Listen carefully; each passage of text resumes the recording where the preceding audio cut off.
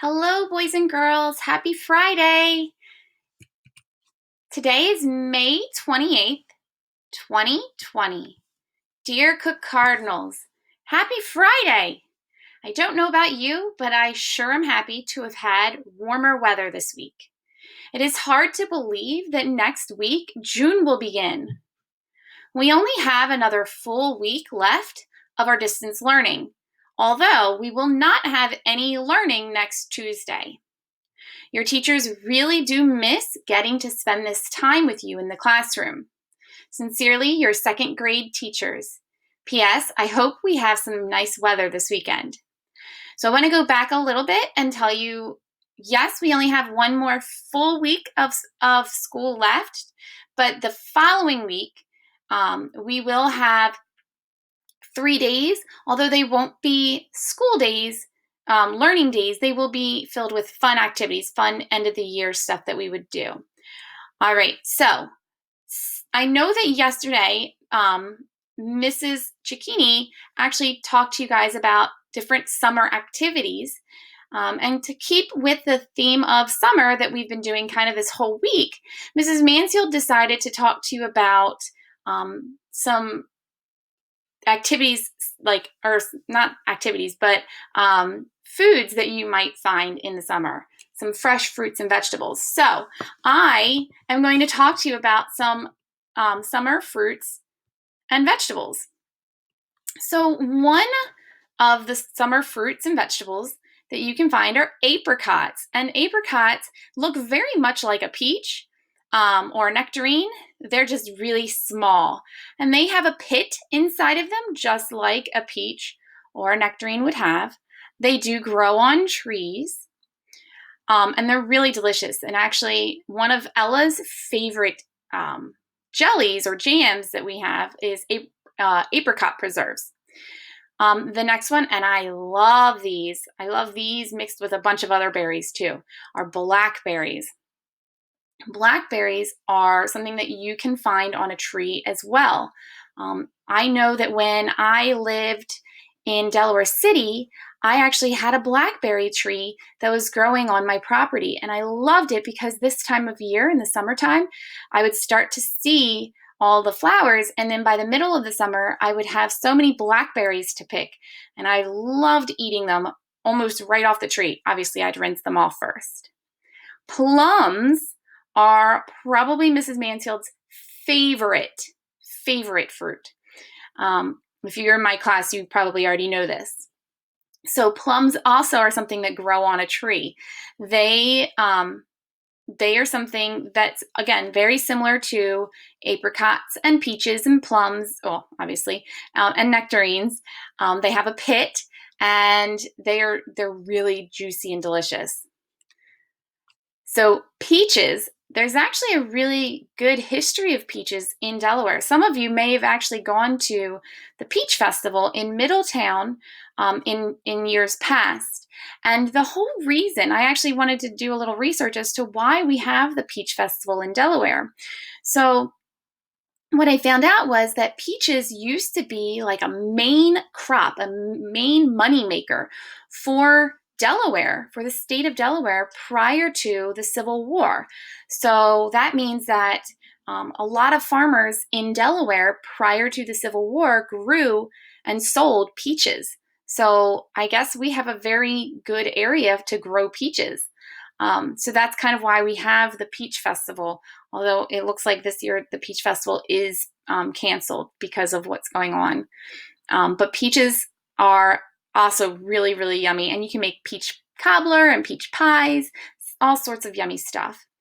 Raspberries are something that grows on a viney bush thing, and they do normally have thorns because obviously they're so yummy and delicious that a lot of birds like to eat them and other animals. So in order to try and help make it so that they don't eat too many of them, they've made it so they've got a defense mechanism, and that's why they have thorns. But they are really delicious, and they are something that does grow during the summer as well. In fact, my parents have a raspberry bush in their backyard, and they get raspberries tons of raspberries throughout the whole season. Strawberries are another delicious fruit. I actually like to mix strawberries and raspberries and blueberries and blackberries all together and make kind of like a berry mixture. But they're funny because if you plant a strawberry, it's going to try and come back year after year. Strawberries are very, very hardy, and they come back year after year if you've gotten a pretty good spot to put them. And they grow close to the ground, actually. They grow on plants that are very close to the ground. So we've also got watermelons. Watermelons grow on a vine, and they get very, very big, but the leaves of a watermelon plant are ginormous, and they act as shade for a watermelon, very similar to a pumpkin plant as well. And so the summer is actually a really good time to pick and harvest watermelon. And I also learned a fact, although I don't know how true it is, but I learned a fact that if you pick a watermelon is the only fruit or vegetable that if you pick it and leave it, it actually ripens more after you've picked it. So now we're going to get into some veggies. Although tomatoes technically are a fruit. We're going to get into some other, like what we consider veggies. And a lot of these Mrs. Mansfield actually grows in her garden at home, and you might grow at home as well. So peppers, there's bell peppers, there's jalapeno peppers. All of these grow very well in the summer. They love the sun. And they, you've got all sorts of different colors of them. And in fact, a little known fact is that red pepper is actually a green pepper that you just let ripen a little bit more. So I know I've left some of my green peppers on my stalks for a little longer than normal, and they turn red. And they get a little bit sweeter that way too. Tomatoes, there's tomatoes in all different kinds of shapes, sizes, and colors. You can see in this picture down here that some of them are yellow. I've seen some that are purple. I've seen some that are green. And there's little cherry tomatoes. There's big slicing tomatoes. There's tomatoes that you can make sauces out of. So there's a ton of tomatoes out there. You've also got corn. I've actually tried to grow corn in my yard before. It didn't work very well because you have to have a pretty big yard to grow corn because corn needs, because of the fact that it grows on such a really skinny stalk, it needs the help of other corn to kind of help hold itself together and hold itself up, or else it might fall over because the ears of corn can be pretty heavy. But I know that you guys have seen corn in your travels in Delaware because we have a pretty big feed corn industry, which means that the farmers, a lot of the farmers here in Delaware, when they grow corn that helps feed other animals, not people. Then you've got cucumbers, which I love to grow. They grow on a vine as well, and sometimes they get a little tricky because they try to grow up some of my other plants. But cucumbers are really yummy. You can do so many different things with them. You can even put them in your water and make cucumber water, or you can make pickles out of them, which is a lot of fun. And then green beans. Green beans grow on vines as well. Mrs. Mansfield tried to grow green beans a few years ago.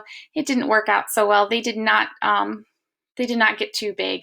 But green beans are something that I know my family really enjoys. And it's really funny because a lot of the seeds are what you see down here. So you've got the pod, and then you've got the little seeds.